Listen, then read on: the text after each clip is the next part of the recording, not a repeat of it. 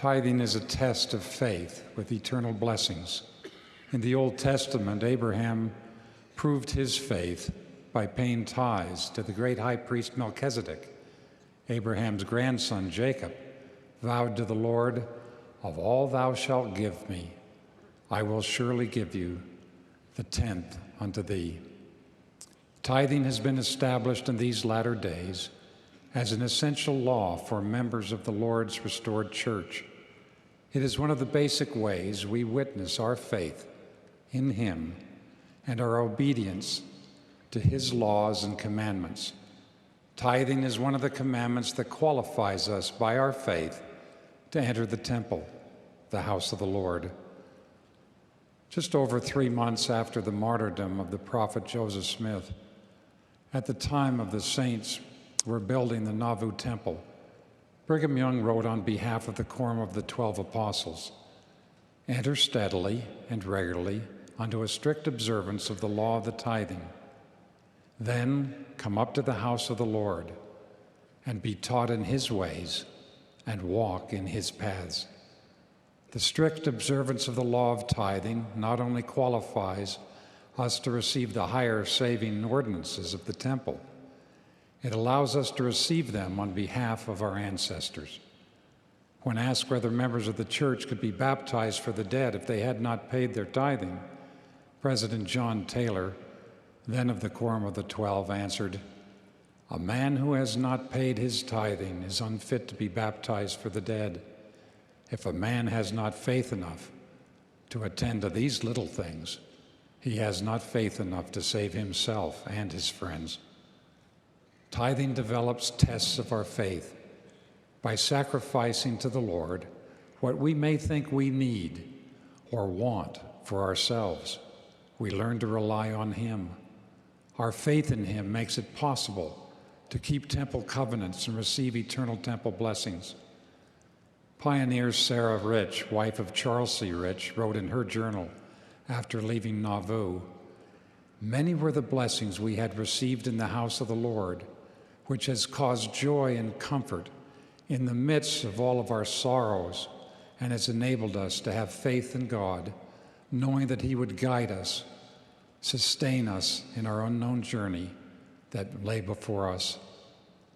Like the pioneers, the obedient payment of tithing fortifies our faith, and that faith sustains us through the trials and tribulations and sorrows in our life's journey.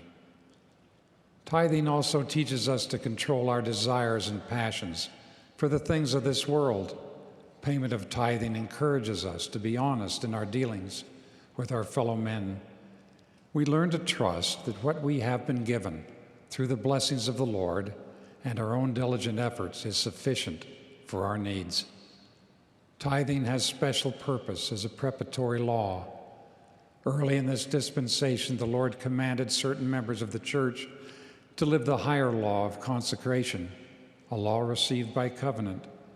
When this covenant was not kept, great tribulations came upon the saints. The law of consecration was then withdrawn. In its place, the Lord revealed the law of tithing for the whole church, and on July 8th of 1838, He declared, "And this shall be the beginning of the tithing of my people. Those who have thus been tithed shall pay 1/10 of all their interest annually, and this shall be a standing law unto them forever." The law of tithing prepares us to live the higher law of consecration, to dedicate and give all of our time, talents, and resources to the work of the Lord.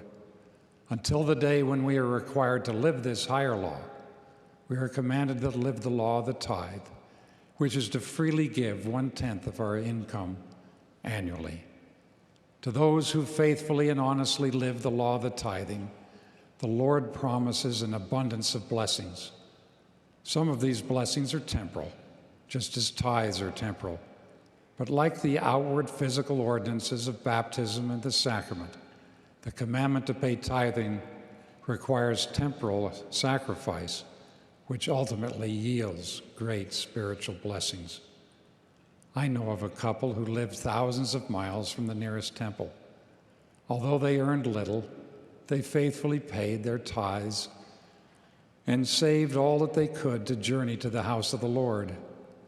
After a year, the husband's brother, not a member of the church, unexpectedly came forward and offered them 2 airplane tickets.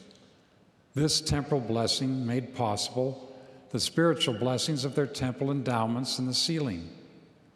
An additional spiritual blessing came later as the brother, touched by the couple's humble faithfulness, joined the church.